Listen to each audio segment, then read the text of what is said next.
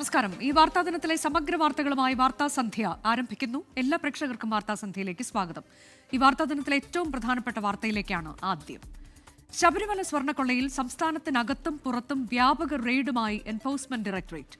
തന്ത്രി കണ്ഠരര്, രാജീവരൊഴികെ സ്വർണ്ണക്കൊള്ള കേസിലെ പ്രതികളുടെ വീടുകളും ഇവരുമായി ബന്ധപ്പെട്ട സ്ഥാപനങ്ങളിലും ഉൾപ്പെടെ 21 ഇടങ്ങളിലാണ് ഒരേ സമയം പരിശോധന. തിരുവിതാംകൂർ ദേവസ്വം ബോർഡ് ആസ്ഥാനത്തും പരിശോധന തുടരുകയാണ്. രാവിലെ 6 മണിയോടെ തുടങ്ങിയ റെയ്ഡ് 11 മണിക്കൂർ പിന്നിട്ടു.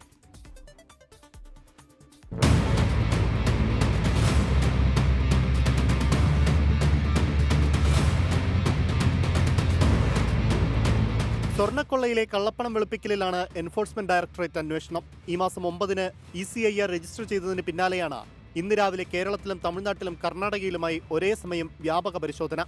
മുഖ്യപ്രതി ഉണ്ണികൃഷ്ണൻ പോറ്റിയുടെ തിരുവനന്തപുരത്തെയും ബംഗളൂരുവിലെയും വസതികളിലും A. പത്മകുമാറിന്റെ ആറന്മുളയിലെ വസതിയിലും B. മുരാരി ബാബുവിന്റെ ചങ്ങനാശ്ശേരിയിലെ വസതിയിലും ഒരേ സമയം പരിശോധന. സ്വർണ്ണ വ്യാപാരി ഗോവർദ്ധന്റെ ബെല്ലാരിയിലെ വീട്ടിലും റൊദ്ദം ജ്വല്ലറിയിലും പരിശോധന നടന്നു. ചെന്നൈയിലെ സ്മാർട്ട് ക്രിയേഷൻസിലും CEO പങ്കജ് ഭണ്ഡാരിയുടെ വീട്ടിലും ED ഉദ്യോഗസ്ഥരെത്തി. തിരുവനന്തപുരം വെഞ്ഞാറമൂടിന് സമീപമുള്ള ഉണ്ണികൃഷ്ണൻ പോറ്റിയുടെ സഹോദരിയുടെ വീട്ടിലും പരിശോധന തുടരുകയാണ്. ഇവിടെ നിന്നും ഉണ്ണികൃഷ്ണൻ പോറ്റിയുടെ മാതാവിനെ കൂട്ടിയാണ് കാരറ്റിലെ വസതിയിൽ ED ഉദ്യോഗസ്ഥരെത്തിയത്. ഇതിനിടെ തിരുവിതാംകൂർ ദേവസ്വം ബോർഡ് ആസ്ഥാനത്ത് എത്തിയ ED ഉദ്യോഗസ്ഥർക്ക് ഓഫീസിലെ ജീവനക്കാരെത്തും വരെ 1 മണിക്കൂറിലേറെ കാത്തിരിക്കേണ്ടി വന്നു. കുറ്റകൃത്യത്തിലൂടെ സമ്പാദിച്ച് പണം കണ്ടെത്തുക, പണം ആർക്കൊക്കെ ലഭിച്ചെന്ന് കണ്ടെത്തുക, നിർണായകമായ രേഖകളും ഡിജിറ്റൽ തെളിവുകളും പിടിച്ചെടുക്കുക, കള്ളപ്പണം വെളുപ്പിക്കലിന്റെ വ്യാപ്തി എത്രത്തോളമുണ്ടെന്ന് കണ്ടെത്തുക എന്നിവയാണ് പരിശോധനയുടെ ലക്ഷ്യമെന്ന് ED വ്യക്തമാക്കി. ശബരിമലയിലെ വഴിപാടുകളിലും ആചാരങ്ങളിലും നടന്ന ക്രമക്കേടുകൾ ഉൾപ്പെടെ സാമ്പത്തിക തട്ടിപ്പുകളെക്കുറിച്ച് സൂചനകൾ ലഭിച്ചിട്ടുണ്ടെന്നും അതും PMLA പരിധിയിൽ കൊണ്ടുവരുമെന്നുമാണ് ED അറിയിച്ചിട്ടുള്ളത്. വിവിധ ബ്യൂറോകൾക്കൊപ്പം 24 തിരുവനന്തപുരം. ശബരിമല സ്വർണ്ണക്കൊള്ളയിലെ ED അന്വേഷണം സംശയാസ്പദമെന്ന് ദേവസ്വം മന്ത്രി VN വാസവൻ. അന്വേഷണത്തിൽ വിവേചനമുണ്ടോ എന്ന് സംശയമുണ്ടെന്ന് മന്ത്രി പറഞ്ഞു. ശബരിമലയിലുണ്ടായ ക്രമക്കേടുകൾ സിസ്റ്റത്തിലുണ്ടായ പരാജയമെന്ന് Thiruvithamkoor Devaswom board president K. Jayakumar പ്രതികരിച്ചു. സത്യം അന്വേഷിച്ചിട്ടുള്ള ഏത് പ്രവൃത്തിക്കും ഒപ്പമുണ്ടാകും. ദേവസ്വം ബോർഡിന്റെ പ്രവർത്തനങ്ങളിൽ വിശ്വാസികൾക്ക് സംശയങ്ങളുണ്ട്. അത് വീണ്ടെടുക്കാനുള്ള ഇടപെടൽ നടത്തുമെന്നും K. ജയകുമാർ പറഞ്ഞു. SITയുടെ അന്വേഷണം തൃപ്തികരമായി പോകുന്നെന്ന് കോടതി സാക്ഷ്യപ്പെടുത്തിയിട്ടുണ്ട്. അതിനിടയിൽ കൂടി ED വരുന്നതിൻ്റെ ഉദ്ദേശം പലർക്കും സംശയിച്ചിട്ട് കാണുന്നത്. അത് മാത്രമല്ല, ചിലയിടത്ത് വിവേചനാപരമായ സമീപനം കാണിക്കുകയും ചെയ്തു. റെഡി ചെയ്യുകയാണെങ്കിൽ എല്ലാ സ്ഥലത്തും ഒരുപോലെ വരണ്ടേ. നമുക്കൊരു കാര്യം അറിയാം, SIT നല്ല രൂപത്തിലാണ് അന്വേഷണം കൊണ്ടുപോയത്. ബഹുമാനപ്പെട്ട കോടതിയുടെ മേൽനോട്ടത്തിലാണ്. നമുക്ക് ആർക്കും സംശയമില്ല. കോടതി സംതൃപ്തി രേഖപ്പെടുത്തി. ആ സംതൃപ്തി തന്നെയാണ് ഗവൺമെൻറ്റിനുള്ളത്. ഞങ്ങളെല്ലാം പറഞ്ഞു കഴിഞ്ഞു. സത്യം അന്വേഷിക്കുന്ന ഏതൊരു പ്രവർത്തനവും നടക്കട്ടെ. നമ്മളിപ്പോൾ എന്താ പ്രതികരിക്കേണ്ടത്? അവർ സത്യം അന്വേഷിച്ച് വന്നു, അവർ നടത്തട്ടെ. നമ്മളെല്ലാ സൗകര്യങ്ങളും ചെയ്തു കൊടുക്കും. പുതിയ ബോർഡിൻ്റെ ഒരു ചാലഞ്ച് തന്നെ എന്താണ്? ഈ സംഭവങ്ങൾ കൊണ്ടെല്ലാം വിശ്വാസികൾക്ക് ദേവസ്വം ബോർഡിൽ എന്തെങ്കിലും വിശ്വാസം നഷ്ടപ്പെട്ടിട്ടുണ്ടെങ്കിൽ അത് വീണ്ടെടുക്കണം. അത് വീണ്ടെടുക്കുന്നത് എങ്ങനെ? അതിപ്പം കൂടെ ഇങ്ങനെ പറയേണ്ട കാര്യമില്ല. വീണ്ടെടുക്കുന്നത് എങ്ങനെയെന്ന് പറഞ്ഞാൽ കൂടുതൽ സുതാര്യത ഉണ്ടാവണം, അക്കൗണ്ടബിലിറ്റി ഉണ്ടാക്കണം. അത്തരത്തിലുള്ള സിസ്റ്റംസ് പരിഷ്കരിക്കാനുള്ള ഒരു പരിശ്രമത്തിലാണ് ഞാനും. ശബരിമലയിലെ ദ്വാരപാലക ശില്പക്കേസിൽ മുഖ്യപ്രതി ഉണ്ണികൃഷ്ണൻ പോറ്റിയുടെ ജാമ്യാപേക്ഷയിൽ വിധി നാളെ. അറസ്റ്റിലായി 90 ദിവസം കഴിഞ്ഞിട്ടും SIT കുറ്റപത്രം സമർപ്പിക്കാത്ത സാഹചര്യത്തിൽ സ്വാഭാവിക ജാമ്യം വേണമെന്നാവശ്യപ്പെട്ടാണ് ഹർജി സമർപ്പിച്ചത്. ജാമ്യാപേക്ഷയിൽ കൊല്ലം വിജിലൻസ് കോടതി നാളെ വിധി പറയും. അതേസമയം സന്നിധാനത്ത് സ്ട്രോങ് റൂമിൽ SITയുടെ പരിശോധന തുടരുകയാണ്. ഹൈക്കോടതി നിർദ്ദേശപ്രകാരമാണ് നടപടി. ശബരിമല സ്വർണ്ണക്കൊള്ളക്കേസിൽ മുഖ്യ സൂത്രധാരനെന്ന് SIT വിലയിരുത്തുന്ന ഉണ്ണികൃഷ്ണൻ പോറ്റിയുടെ ജാമ്യാപേക്ഷയിലാണ് കൊല്ലം വിജിലൻസ് കോടതി നാളെ വിധി പറയുക. ദ്വാരകപാല കേസിൽ അറസ്റ്റിലായി 90 ദിവസം കഴിഞ്ഞിട്ടും SIT കുറ്റപത്രം സമർപ്പിക്കാത്ത സാഹചര്യത്തിൽ സ്വാഭാവിക ജാമ്യം വേണമെന്നാവശ്യപ്പെട്ടാണ് ഉണ്ണികൃഷ്ണൻ പോറ്റി ഹർജി സമർപ്പിച്ചത്. ഹർജിയെ പ്രോസിക്യൂഷൻ എതിർത്തില്ല. പക്ഷേ ശക്തമായ ജാമ്യവ്യവസ്ഥകൾ പ്രതിക്കുമേൽ ചുമത്തണമെന്ന് പ്രോസിക്യൂഷൻ ആവശ്യപ്പെട്ടു. കട്ടളപ്പാളി കേസിൽ റിമാൻഡിൽ തുടരുന്നതിനാൽ ദ്വാരപാല കേസിൽ ജാമ്യം ലഭിച്ചാലും ഉണ്ണികൃഷ്ണൻ പോറ്റിക്ക് ജയിലിന് പുറത്തിറങ്ങാൻ കഴിയില്ല.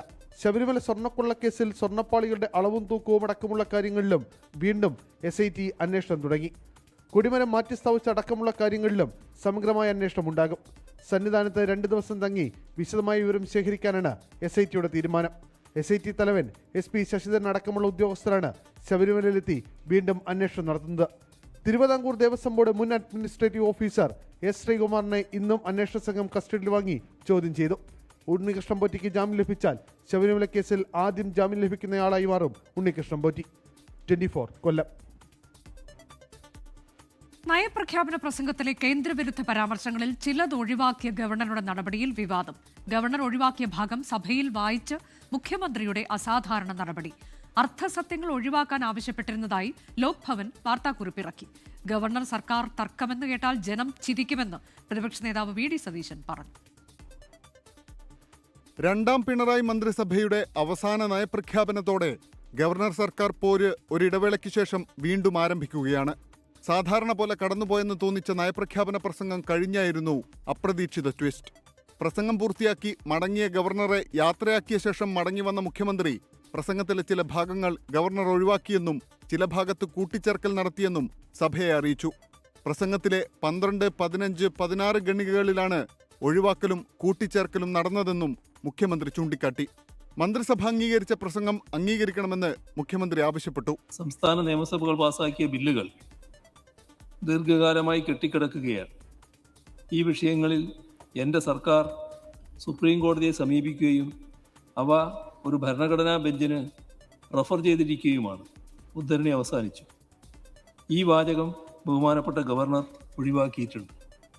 നയപ്രഖ്യാപന പ്രസംഗത്തിൽ ബഹുമാനപ്പെട്ട ഗവർണർ ഒഴിവാക്കിയവ ഉൾപ്പെടുത്തിയും കൂട്ടിച്ചേർക്കലുകൾ ഒഴിവാക്കിയും മന്ത്രിസഭ അംഗീകരിച്ച നയപ്രഖ്യാപന പ്രസംഗം അച്ചടിച്ച് വിതരണം ചെയ്തിട്ടുണ്ട്.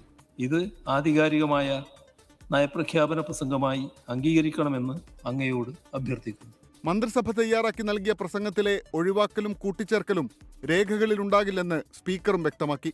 നിയമസഭയെ ബഹുമാനപ്പെട്ട ഗവർണർ അഭിസംബോധന ചെയ്തുകൊണ്ട് നടത്തുന്നത് ഗവൺമെന്റ് വേണ്ടി ക്യാബിനറ്റ് അംഗീകരിച്ച പ്രസംഗമാണ്.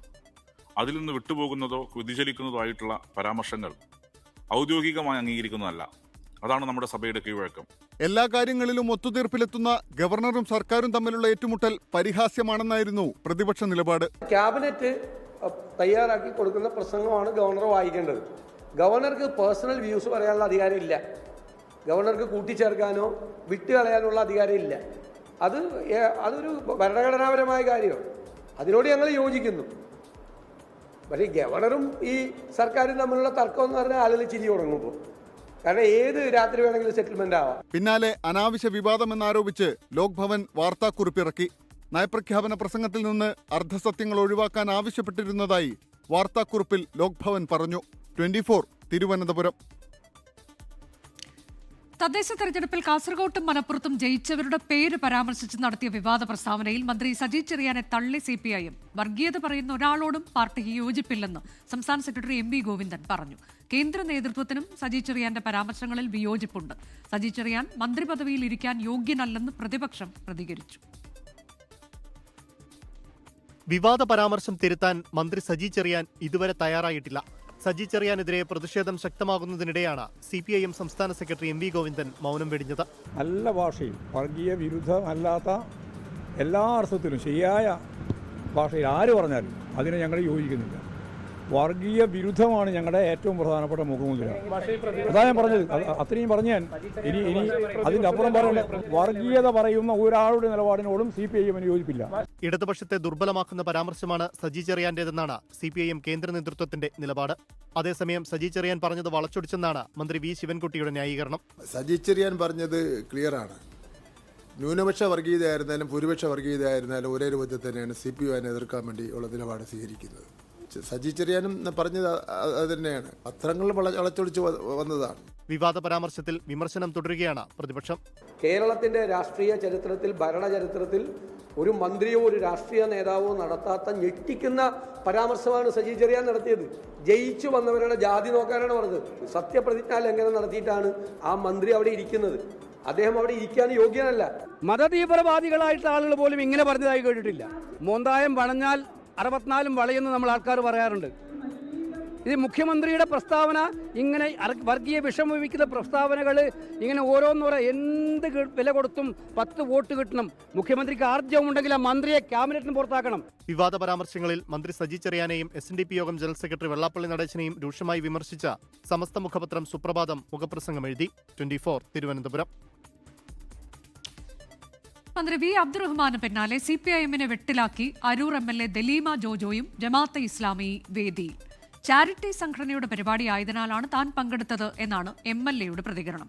മന്ത്രി ജമാഅത്തെ ഇസ്ലാമി വേദിയിൽ എത്തിയതുമായി ബന്ധപ്പെട്ട ചോദ്യത്തോട് പ്രതികരിക്കാൻ CPIM സംസ്ഥാന സെക്രട്ടറി MV ഗോവിന്ദൻ തയ്യാറായില്ല.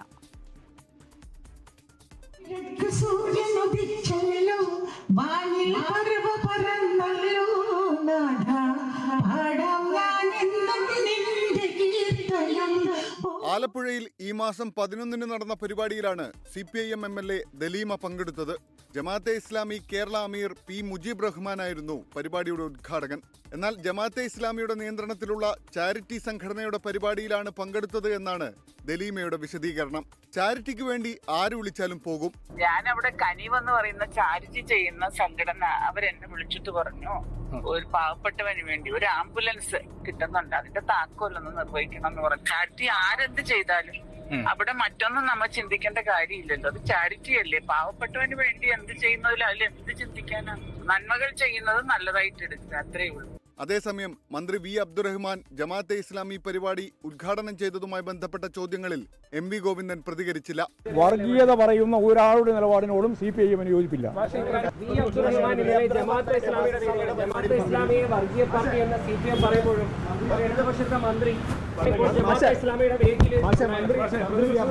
ഇക്കാര്യത്തിൽ പ്രതികരിക്കാൻ മന്ത്രി V. അബ്ദുറഹ്മാനും തയ്യാറായില്ല. മലപ്പുറം താനൂർ പുത്തൻതെരുവിൽ ജമാഅത്തെ ഇസ്ലാമിയുടെ ബൈത്തു സക്കാത്ത് പരിപാടിയുടെ ഉദ്ഘാടകനായാണ് മന്ത്രി പങ്കെടുത്തത്. 24 കൊച്ചി.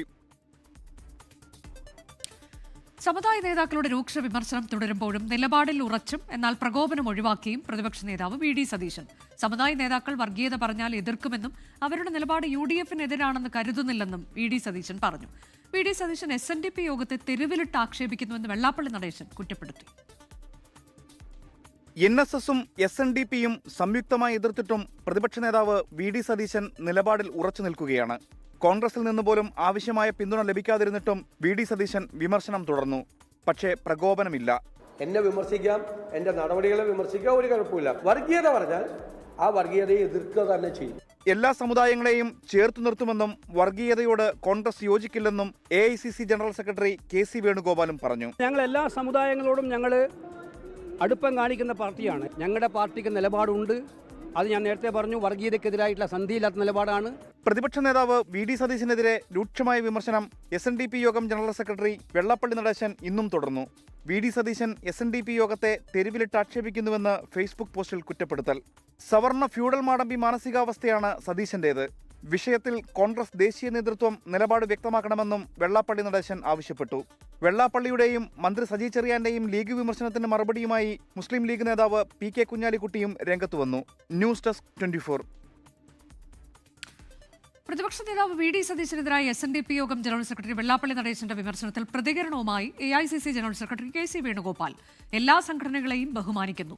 വർഗീയതയ്ക്കെതിരായ പാർട്ടിയുടെ നിലപാടിൽ മാറ്റമില്ലെന്നും KC വേണുഗോപാൽ പറഞ്ഞു. വർഗീയപരമായിട്ടുള്ള പരാമർശങ്ങൾ, അത്തരം വർഗീയമായിട്ടുള്ള കാര്യങ്ങളെ നിരുത്സാഹപ്പെടുത്തുക എന്നുള്ളതാണ് കോൺഗ്രസിൻ്റെ നിലപാട്. ഞങ്ങൾ ഏത് സംഘടനകൾക്കും എതിരല്ല.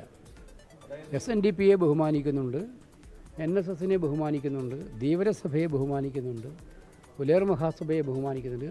അതുപോലെ അസംഖ്യം OBC സംഘടനകളുണ്ട്, പിന്നോക്ക ജനവിഭാഗങ്ങൾ, അതിപിന്നോക്ക ജനവിഭാഗങ്ങളുള്ള സംഘടനകളുണ്ട്. അതെല്ലാം ഉൾക്കൊള്ളുന്നതാണ് കേരള സമൂഹം. ഇവരെയൊന്നും മാറ്റി നിർത്തിയിട്ട് കേരളത്തിൽ സമൂഹം ഉണ്ടാക്കാൻ പറ്റില്ല നമുക്ക്. അപ്പോൾ ആ സമൂഹത്തോടൊക്കെ തന്നെ ബഹുമാനത്തോടെ നിന്ന് അവരോടൊക്കെ തന്നെ കാര്യങ്ങൾ ഏറ്റെടുക്കും. പക്ഷേ ഞങ്ങളുടെ നിലപാടുകളിൽ ഉറച്ചു നിൽക്കും. ഇത്തരം കാര്യങ്ങളിലൊക്കെ തന്നെ പാർട്ടിക്ക്. തിരികെ വാർത്താസന്ധ്യയിലേക്ക്.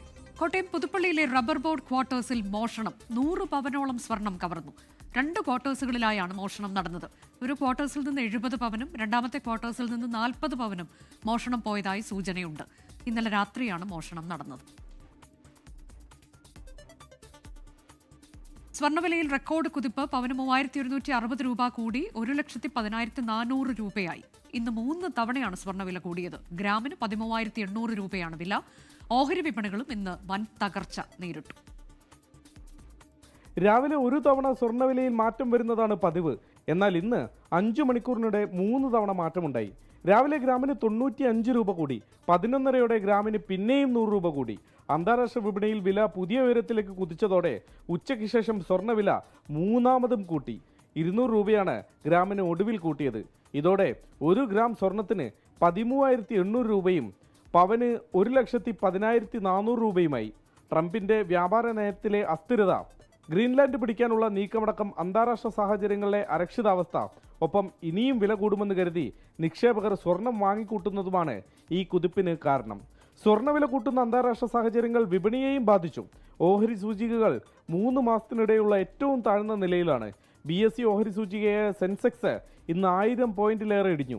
നിഫ്റ്റി 50യും 1.38% ഇടിവിലാണ് വ്യാപാരം അവസാനിപ്പിച്ചത്. ഡോളറിനെതിരെ രൂപ ഇന്നും ഒരു ഘട്ടത്തിൽ 91 എന്ന നിലവാരം ഭേദിച്ചു. ഡോളർ വിറ്റഴിച്ച് റിസർവ് ബാങ്ക് ശക്തമായ ഇടപെടൽ നടത്തുന്നത് കാരണമാണ് വീഴ്ചയുടെ ആഘാതം ഒരു പരിധിവരെ കുറഞ്ഞത്. 24 മുംബൈ. അഭിനേതാക്കളുടെ സംഘടനയായ അമ്മയിലെ മെമ്മറി കാർഡ് വിവാദത്തിൽ കുക്കു പരമേശ്വരന് പങ്കില്ലെന്ന് ആഭ്യന്തര അന്വേഷണ സമിതി. അമ്മ യോഗത്തിൽ റിപ്പോർട്ട് സമർപ്പിച്ചു.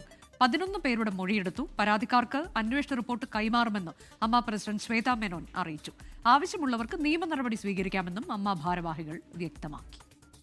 അങ്ങനെ വരുമ്പോൾ ആ മെമ്മറി കാർഡ് KPS ലളിതയുടെ കയ്യിലുണ്ടായിരുന്നു എന്നിടത്താണ് ഈ അന്വേഷണം അവസാനിക്കുന്നത്. ഇതിൽ മറ്റാരും പ്രതികളോ കുറ്റക്കാരോ തെറ്റുകാരോ അല്ല എന്നുള്ളതാണ് നമ്മുടെ ഫൈൻഡിങ്സ്. തിരുവനന്തപുരം കിളിമാനൂരിൽ ദമ്പതികളുടെ മരണത്തിനിടയാക്കിയ വാഹനാപകടത്തിൽ മൃതദേഹവുമായി കിളിമാനൂർ പോലീസ് സ്റ്റേഷനിൽ ബന്ധുക്കളുടെ പ്രതിഷേധം. ഇന്നലെ മരിച്ച കുന്നുമ്മൽ സ്വദേശി രജിത്തിന്റെ മൃതദേഹവുമായാണ് ബന്ധുക്കൾ പ്രതിഷേധിച്ചത്. പോലീസ് സ്റ്റേഷന് മുന്നിൽ സംഘർഷമുണ്ടായി. ഒടുവിൽ വർക്കല DYSP നേരിട്ടെത്തി അന്വേഷണത്തിന്റെ മേൽനോട്ട ചുമതലയിൽ ഉറപ്പ് നൽകിയതോടെയാണ് പ്രതിഷേധം അവസാനിപ്പിച്ചത്.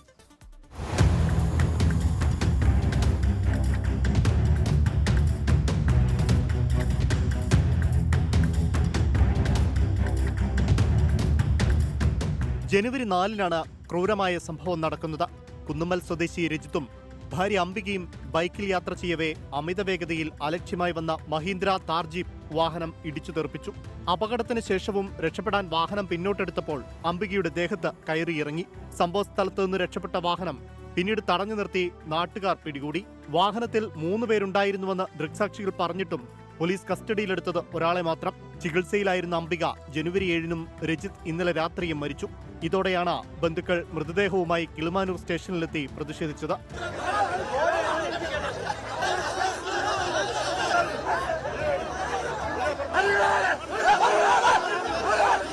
പ്രതിഷേധക്കാരെ കയ്യൂക്കുകൊണ്ട് നേരിടാനാണ് പോലീസ് ആദ്യം ശ്രമിച്ചത്. അപകട സമയത്ത് വാഹനത്തിൽ നിന്നും ഒരു ഫയർഫോഴ്സ് ഉദ്യോഗസ്ഥന്റെ ഐഡന്റിറ്റി കാർഡ് ലഭിച്ചിരുന്നു. ഉന്നതരെ സംരക്ഷിക്കാൻ കിളിമാനൂർ പോലീസ് ശ്രമിക്കുന്നുവെന്ന ബന്ധുക്കൾ. 4-ാം തീയതി ഞായറാഴ്ചയാണ് എന്റെ പെങ്ങളും അതിനും കൂടെ ഇവിടെ കുടുംബ വീട്ടിൽ വന്നിട്ട് അങ്ങോട്ട് തിരിച്ചു വരായിരുന്നു. ഒരു താറ് ജീപ്പ് വന്ന് അവർ ഇടിച്ച് തെറിച്ച് വീഴുമ്പോൾ എന്റെ പെങ്ങൾക്ക് ഒരു കുഴപ്പമില്ല. തിരിച്ച് റിവേഴ്സ് എടുത്ത് എന്റെ പെങ്ങള് സൈഡിൽ കിടന്ന് എന്റെ പെങ്ങളെ നെഞ്ചത്ത് കൂടെ കയറ്റി ഇറക്കിയാണ് അവന്മാർ വണ്ടി എടുത്തോണ്ട് പോയി. എന്നിട്ട് അവന്മാർ ആ ബൈക്കും കൊണ്ട് എത്ര കിലോമീറ്റർ പോയെന്നറിയാമോ? നാട്ടുകാർ പിടിച്ചവർ പറഞ്ഞു 3 പേരുണ്ടെന്ന് പറഞ്ഞു. ഇവിടുത്തെ പോലീസ് പറയുന്നത് ഒരാൾ മാത്രമേ ഉള്ളൂ. പിന്നാലെ ബന്ധുക്കളുമായി വർക്കല DYSP നേരിട്ടെത്തി ചർച്ച നടത്തി. കൊലപാതക കുറ്റം ചുമത്തിയിട്ടുണ്ടെന്നും പ്രതികളെ ഉടൻ അറസ്റ്റ് ചെയ്യുമെന്നുമുള്ള DYSPയുടെ ഉറപ്പിൽ പ്രതിഷേധം അവസാനിപ്പിച്ചു. വാഹനത്തിൽ നേരത്തെ പറഞ്ഞ 2 പേരെ നമ്മൾ റൂൾ ഔട്ട് ചെയ്തിട്ടുണ്ട്. ഈ 2 പേരെ ഐഡന്റി കാർഡ് അതിനകത്ത് കിട്ടിയിട്ടുണ്ടെങ്കിലും അവർ 2 പേരും CA പറഞ്ഞേക്കുന്നത് അവരുടെ കോൾ ഡീറ്റെയിൽസും മറ്റൊരുത്തിൽ ഒരാൾ അങ്കമാലിയിൽ ക്രിക്കറ്റ് ടൂർണമെന്റിലാണെന്നും അടുത്ത ആള് പമ്പിൽ അവിടെ ഒരു പമ്പിലോ എന്തോ ഒരു CCTV വിഷ്വൽ ഉണ്ടെന്നും പറയുന്നു. അത് വെരിഫൈ ചെയ്യുന്നുണ്ട്. ഇപ്പം നമുക്ക് ഒരാളെ മാത്രമേ കിട്ടിയിട്ടുള്ളൂ. ബാക്കിയുള്ളത് നമുക്ക് വെരിഫൈ ചെയ്യാം. ബാക്കി CCTV വിഷ്വൽസ് കംപ്ലീറ്റ് എന്നെടുക്കാൻ പറയാം. പോലീസ് കസ്റ്റഡിയിലെടുത്ത അപകടമുണ്ടാക്കിയ വാഹനം ഇന്നലെ രാത്രി കത്തിക്കാൻ ശ്രമിച്ചിരുന്നു. ഇത് തെളിവ് നശിപ്പിക്കാനാണെന്ന വിമർശനം ഉയർന്നതോടെ അലക്ഷ്യമായി റോഡരികിൽ സൂക്ഷിച്ചിരുന്ന വാഹനം പോലീസ് സ്റ്റേഷൻ പരിസരത്തേക്ക് മാറ്റി സൂക്ഷിച്ചു. 24 തിരുവനന്തപുരം. വീണ്ടും വാർത്താസന്ധ്യയിലേക്ക്. കോഴിക്കോട് ബസ്സിലെ ലൈംഗികാതിക്രമ ആരോപണത്തിന് പിന്നാലെ യുവാവ് ജീവനൊടുക്കിയ സംഭവത്തിൽ പ്രതിയായ യുവതി ഒളിവിലെന്ന് സൂചന. ഇന്നലെ കേസെടുത്തതിന് പിന്നാലെ ഷിംജിത മുസ്തഫ ഒളിവിൽ പോയെന്നാണ് സംശയം. ബസ്സിൽ വെച്ച് ലൈംഗിക അധിക്ഷേപം നടന്നതായി കരുതുന്നില്ലെന്ന് ബസ് ജീവനക്കാർ 24-നോട് പറഞ്ഞു. പ്രതിയെ പിടികൂടി ശിക്ഷ നടപ്പാക്കിയാലേ ദീപകിന് നീതി കിട്ടൂവെന്ന് കുടുംബം പ്രതികരിച്ചു. ഇന്നത്തെ മറ്റു ചില വാർത്തകൾ ചുരുക്കത്തിൽ. മുൻ IPS ഉദ്യോഗസ്ഥൻ ജേക്കബ് തോമസ് പ്രതിയായ ഡ്രജർ അഴിമതി കേസിൽ കേന്ദ്ര സർക്കാരിന് പിഴ ചുമത്തി സുപ്രീംകോടതി. തെറ്റായ വിവരം കോടതിയെ അറിയിച്ചതിന് 25,000 രൂപയാണ് പിഴ ചുമത്തിയത്. വിജയ് നായകനായ ജനനായകന്റെ സെൻസസ് സർട്ടിഫിക്കറ്റ് കേസ് മദ്രാസ് ഹൈക്കോടതി ഡിവിഷൻ ബെഞ്ച് വിധി പറയാൻ മാറ്റി. ചീഫ് ജസ്റ്റിസ് അധ്യക്ഷനായ ബെഞ്ചാണ് കേസ് പരിഗണിച്ചത്. തമിഴ്നാട് നിയമസഭയിൽ നയപ്രഖ്യാപന പ്രസംഗത്തിനെത്തിയ ഗവർണർ RN രവി ഇറങ്ങിപ്പോയി. ദേശീയ ഗാനം വീണ്ടും അപമാനിക്കപ്പെട്ടെന്ന് ലോക്ഭവൻ. സഭയെ ഗവർണർ അവഹേളിച്ചുവെന്ന് മുഖ്യമന്ത്രി MK സ്റ്റാലിൻ. കോഴിക്കോട് കോട്ടൂരിൽ പഞ്ചായത്ത് അംഗത്തിന് മർദ്ദനമേറ്റെന്ന് പരാതി. 12ാം വാർഡ് മെമ്പർ റെനീഷിനാണ് മർദ്ദനമേറ്റത്. കുപ്രസിദ്ധ ഗൂണ്ട മരട് അനീഷിനെ തമിഴ്നാട് പോലീസ് കസ്റ്റഡിയിലെടുത്തു. സ്വർണ്ണക്കവർച്ച കേസിലാണ് കസ്റ്റഡിയിൽ വാങ്ങിയത്.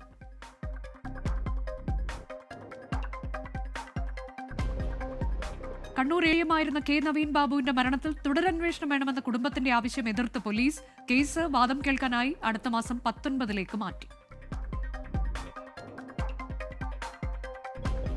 വാർത്താസന്ധ്യ അവസാനിച്ചു. ഇനി പൊതുജനം കഴുതയില്ല സാർ എന്ന പരിപാടിയുമായി ബി ദിലീപ് കുമാർ. നമസ്കാരം.